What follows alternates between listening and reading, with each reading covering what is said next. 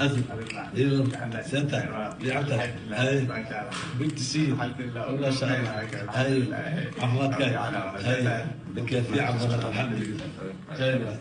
هاي محمد سامس كور باشا سيبين لي سدري هاي برفض لي سدري هاي جوتك dad badan Soomaaliyeed oo aan ama rajadu ka yaraatay ama ay ka dhimatay oo rajo gelin inay soo noqdaan dalka Soomaaliya dalkaana dadka ka baxay inay ku soo noqdaan waay sidaas oo dal fiican oo lagu kalsoon yahay yani maanta dalkeennii shirkado badan hay'ado badan ajaanib badan ayaa dalka maal gashadaan oo isoodan iyo khayr fursad ka dhisay anti gashadaan hadda diyaar u ah alxamdulillah ونسيب إلى إلهك أسأل الله أن يكون